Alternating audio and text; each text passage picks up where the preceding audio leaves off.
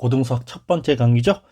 네, 선생님이 강의를 하루에 공부해야 되는 분량에 대한 강의를 2개를 업로드할 겁니다. 자, 강의를 여러분들이 오늘 나는 어느 정도 진도를 나가야 될까 생각할 때 강의를 2개를 본다고 생각을 하면 되는데, 첫 번째는 개념에 대한 강의가 업로드가 될 거고요. 두 번째는 문제풀이, 문항 설명에 대한 강의가 업로드가 될 겁니다.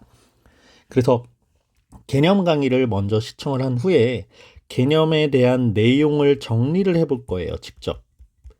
그러려면 노트가 필요하겠죠? 그래서 우리는 노트가 2권이 필요합니다. 자, 첫 번째 노트는 개념을 정리하는 노트가 될 거고, 두 번째 노트는 문제를 풀 때 연습장은 아니지만 연습장 플러스 문제풀이 노트, 자, 문제를 풀이하는 문제풀이 노트를 사용을 할 겁니다. 이렇게 2권의 노트가 준비가 될 거고요. 개념 강의를 보고 난 후에 여러분들은 내용을 직접 정리를 해봐야 돼요. 왜? 문제가 어려워지고 복잡해질수록 이 문제가 어떤 개념에서 시작됐는지 스스로 생각하고 거기에서 문제에 접근하는 방법을 스스로 만들어가는 것들이 굉장히 중요하거든.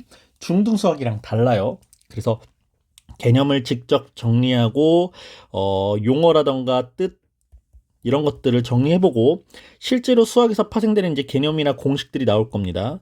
이런 것들을 스스로 정리하고 내 것으로 만들어가는 과정이 중요해요. 방학 때는 특히 이 과정에 집중을 할 겁니다.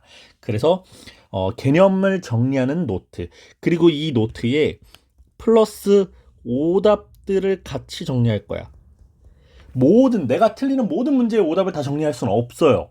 하지만 틀렸던 문제 중에서 이게 개념적으로 어떤 부분에서 나한테 굉장히 중요해, 이런 것들은 선생님이 이런 문제는 오답을 좀 정리해보면 좋겠어 라고 선생님이 언지를 해주던가, 아니면 스스로 나는 이 문제는 오답이 정리가 필요할 것 같아 라는 문제들만 개념 노트에다가 같이 정리를 하는 겁니다. 네, 이렇게 개념을 정리하는 노트가 필요하고요. 실제로 이제 우리가 유제, 예제 문제들을 풀 때 그런 문제들을 풀이하는 노트에다가 문제를 풀 때 풀이식도 정교해지고 결국엔 나중에는 정확도도 좋아지고 속도도 빨라집니다. 아무렇게나 막 푸는 것보단 노트에다 정리해서 푸는 게 훨씬 더 도움이 많이 돼요. 그래서 요 습관도 갖도록 노력을 해볼 거예요. 그래서 노트 2권을 준비해 주시고요. 자, 이제 첫 번째 수업을 들어가 보겠습니다. 자, 고등수학에서 첫 번째 단어는 다항식이라고 되어 있네요. 다항식, 항이 여러 개 있다는 뜻이죠. 예, 중학생 때 이렇게 배웠습니다. 항이 한 개 이상으로 이루어진 식을 다항식이라고 한다. 그럼 항이 먼저 봐야 되겠지? 자, 다항식 들어가 보자. 다항식에서 사용되는 용어, 이거는 뭐 별표까지는 아니지만 상식적으로 다 기본적으로 알고 있어야 되는 단어들이야. 자, 항, 수 또는 문자의 곱으로만 이루어진 식. 여기 x제곱 마이너스 5x 마이너스 3이라고 되어 있죠? 자, 요 시간은 몇 개의 항으로 이루어져 있습니까? 네, 3개죠? x제곱 마이너스 5x 그리고 마이너스 3이라는 3개의 항으로 이루어졌습니다. 이렇게 곱 형태로 이루어진 걸 각각 항이라고 부릅니다. 두 번째, 상수항. 상수항은 특정한 문자를 포함하지 않은 항이라고 돼 있어. 그래서 수로만 이루어진 항을 상수항이라고 합니다. 여기서는 마이너스 3이 수로만 이루어진 항이죠. 상수항이 되겠습니다. 네, 물론 부호까지도 같이 항에 포함을 시켜줘야 돼요. 플러스 3과 마이너스 3은 완전히 다른 수죠. 그래서 상수항을 찾아봐 라고 할 때 3이요 라고 하면 안 되고 마이너스 3이요 라고 대답을 해주어야 됩니다. 개수, 가장 많이 실수하는 게 1개, 2개 얘기하는 개수가 아닙니다. 개수예요. 개수란 항에서 문자에 곱해져 있는 수를 개수라고 그래. 자, x제곱 볼까요? x제곱의 개수는 몇이죠? 네, 플러스 1이죠. x의 개수는 몇입니까? 마이너스 5가 되겠죠. 이렇게 항에서 문자 앞에 곱해져 있는 수를 개수라고 한다. 다항식, 항이 여러 개. 근데 여기 조심해야 되는 것이 항이 1개만 있어도 다항식이에요. 그러니까 항이 존재하면 무조건 다항식이에요. 한 개 또는 두 개 이상의 항으로 이루어진 식. 그러니까 항에 존재하는 모든 게 다 다항식입니다. 다 다항식입니다. 다 다항식이에요. 우리가 1학기 때 접근하는 모든 식은 전부 다항식입니다. 이제 2학기 때 분수식, 유리식 이런 것들이 나올 겁니다. 그 전까지 일단 전부 다항식입니다. 단항식, 항이 단 한 개만 존재하는 식, 이런 식을 단항식이라고 하죠. 자, 차수 중요합니다. 차수. 항의 차수. 일단 항만 놓고 보자. 항 각각만 놓고 봤을 때 문자가 몇 개 곱해져 있니? 요걸 차수라고 해요. 그럼 요 식에서 x제곱 마이너스 5x 마이너스 3에서 x제곱이라는 건 x가 두 개 곱해져 있는 거죠? 그러니까 몇 차예요? 네, 2차입니다. 2차 항이죠. 마이너스 5x는 x가 한 개 곱해져 있죠? 1차 항입니다. 그래서 각각의 항마다 차수가 정해져요. 이때 이 다항식은 그럼 몇 차니? 다항식에서 차수가 가장 높은 항을 찾아서 그 항의 차수를 얘기해줘요. 이 식에서는 2차가 가장 높은 항이었죠? 그래서 우리는 이 식을 2차식이라고 부릅니다. 이렇게 차수가 n차인 다항식을 n차식, 차수가 1차면 1차식, 2차면 2차식, 3차면 3차식이라고 얘기를 합니다. 자, 보기 봅시다. 마이너스 5, 3x 단항식이죠. x제곱 플러스 xy, a세제곱 마이너스 ab제곱 플러스 2b 다항식이죠. 역시 단항식과 다항식 모두 포함해서 다항식이라고 얘기를 합니다. 항이 하나인 것도 다항식이에요. 이때 마이너스 5와 3x와 같이 하나의 항으로만 이루어진 식을 단항식이라고 얘기를 하겠죠. 자, 2번 두 번째는 선생님이 여기다가 먼저 이렇게 좀 적어놨습니다.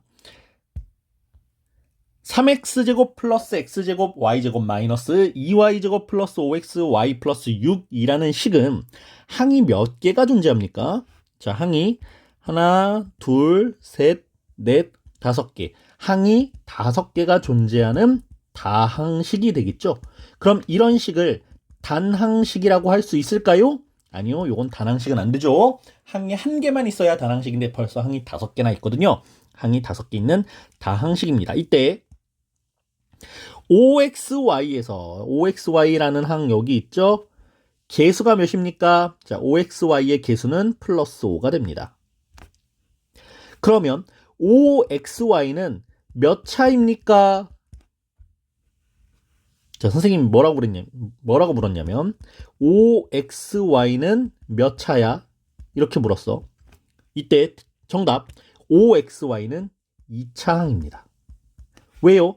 X라는 문자 하나와 Y라는 문자 하나, 즉 문자가 두 개가 곱해진 거죠? 그래서 이것도 역시 2차항입니다. 선생님, 5x제곱만 2차항 아닌가요? 네, 이것도 2차항이에요. 왜? X가 두 개 곱해졌으니까. 그럼 OXY는 X와 Y 문자가 총 두 개 곱해졌으니까 OXY도 2차입니다. 그런데 선생님이 질문을 바꿔볼게요. 자, 첫 번째 질문은 OXY는 몇 차입니까? 였어요. 요래서 2차요 라고 대답을 했죠. 그럼 두 번째 질문은 OXY는 X에 대한 몇 차항이다 라고 얘기를 해요. 자, 여기서는 X에 대한이라고 조건을 붙여줬죠. 이때는 X만 문자로 보자는 거야. 그러니까 여기서 Y는 문자가 아닌 게 돼요. 자, X에 대한 항이에요. X에 대한 항. 그러면 X를 문자라고 볼 때 X의 O와 Y가 곱해져 있는 꼴이죠. 그래서 X만 문자이기 때문에 이때는 X에 대한 1차 항이라고 얘기를 해요. 그리고 추가 X에 대한 1차 항일 때 이때 개수는 뭐니? 라고 물었어. 그러면 개수는 OY가 됩니다. 왜? X만 문자로 볼 거니까 X에 곱해져 있는 것 자체가 전부 상수, 숫자로 본다는 거야. 그래서 개수는 OY라고 얘기를 해요. 자, 두 번째 내려가 볼까요? 두 번째 식, x에 대한 3차식이고 상수항은 마이너스 2y제곱 플러스 6입니다. 이렇게 돼 있죠. 자, x에 대해서만 온다는 거야. x에 대해서만. x에 대해서 볼 때 이 3x 세제곱은 x가 3개 곱해져 있죠. 3차입니다. x제곱 y제곱은 x로만 보는 거니까 2차고요. 요거는 0차 상수예요. 상수. 5xy는 1차, 6도 역시 0차 상수죠.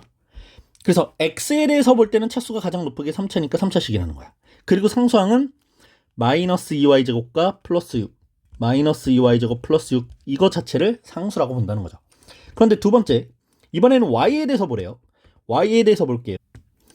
y에 대하여 라고 한다는 건 y를 문자로 보겠다는 거죠. 그럼 y를 문자 볼 때 y가 있니? 없습니다. 이때는 얘가 0차 상수항이야.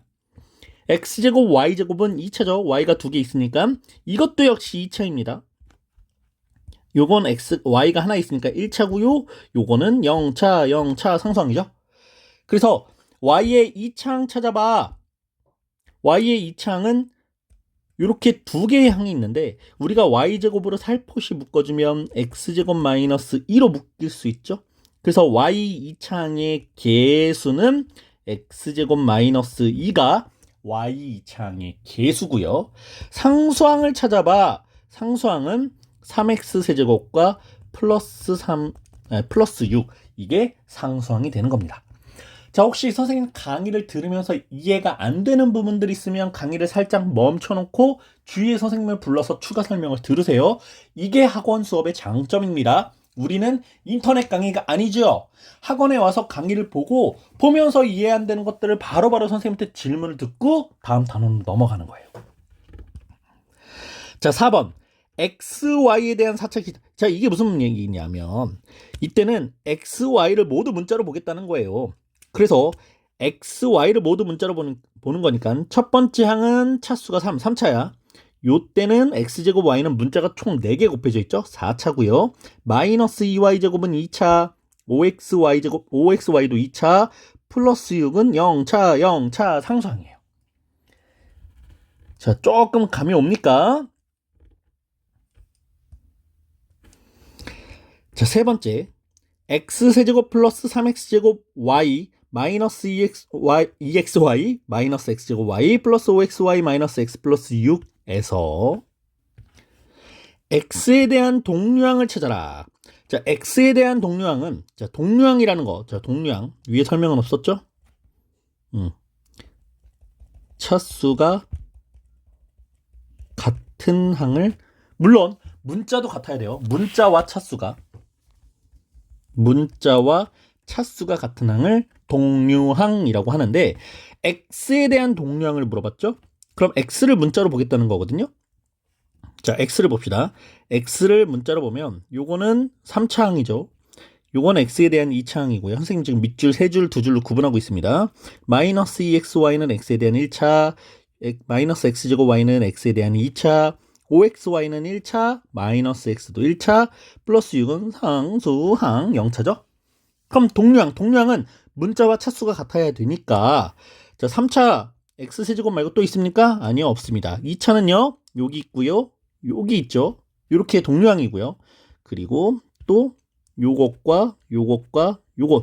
다 동류항이죠. 동류항입니다. xy에 대한 동류항이고요. 두 번째, x제곱 y에 대한 동류항을 물었습니다. x제곱 y에 대한. 그럼 x제곱 y라는 문자를 같이 가지고 있는 항, x제곱 y를 문자로 가지고 있는 차수가 같은 항, 이렇게 두 개 항이 존재하겠죠? 네, 이 두 개 항을 우리는 동류항이라고 얘기를 합니다. 자, 다항식의 정리. 내림차순으로 정리한다. 내림차순이라는 건 가장 차수가 높은 항을 앞에다가 써서 점점 차수가 낮아지도록 그 순서로 식을 정리하는 걸 내림차순 정리라고 하고요. 오름차순 정리는 거꾸로 차수가 가장 낮은 항을 먼저 맨 앞에다가 적고 차수가 점점 높아지는 순서의 형태로 항을 정리하는 것, 식을 정리하는 것을 오름차순 정리라고 합니다. 이때 특별한 언급이 없으면 내림차순 정리를 할 거예요. 자, 3x제곱 마이너스 xy 플러스 y제곱 플러스 4x 마이너스 2y 플러스 1은 항은 하나, 둘, 셋, 넷, 다섯, 6개의 항이 존재하죠. 요 항을 x에 대한 내림차순으로 정리하면 이라고 그랬어. 자, 앞에 뭐라고 붙었냐면 x에 대해서 x만 문자로 취급해 라는 뜻이에요. 그럼 x에 대해서 차수를 한번 정리를 해볼까요? 자, x에 대한 2차항이고요, 1차항이고요, 상수항이고요, 1차항이고요, 상수항이고요, 상수항입니다. 그럼 내림차순이니까 가장 높은 항을 먼저 높은 항부터 순서대로 낮아지게 정리를 해줘야 되겠지. 그래서 내림차순으로 정리를 하면 3x제곱 마이너스 xy 플러스 4x 그리고 더하기 y제곱 마이너스 2y 플러스 1 순서대로 쓸 거야. 그리고 정리를 좀 해주세요. 자, 이 두 개의 항은 모두 x에 대한 1차항 동량이죠. 동량은 묶어줍니다. 3x제곱 더하기 자 x로 이렇게 살포시 묶을 거야. 그럼 마이너스 y 플러스 4라고 묶이겠죠? 네, 묶어줘야 돼요. 더하기 y제곱 마이너스 2y 플러스 1이라고 정리를 해주면 내림차순 정리가 끝. 자, 여기서 또 팁을 하나 주자면 y제곱 마이너스 2y 플러스 1은 x에서 보면 x에 대한 상수항이죠. 그럼 상수항 안에서도 자, 문자가 어쨌든 사용이 됐으니까 y에 대한 2차, 1차 상수순으로 이렇게 내림차순 형태로 적어주는 걸 좋아합니다. 꼭 그래야 되는 건 아니고요. 두 번째, 이번엔 x에 대한 오름차순 정리. 오름차순이니까 반대로 적으면 되지. 상수항 적고 1차항 적고 2차항 적고 거꾸로 적어주면 돼요. 자, 두 번째, 이번엔 y에 대해서 내림차순 정리를 하래요. 자, y에 대해서 내림차순 항을 또 한번 찾아봅시다. 자, y만 문자로 본다는 거죠. 상수항입니다. 1차항이고요, 2차항이고요, 상수항이고요, 1차항이고 상수항이에요.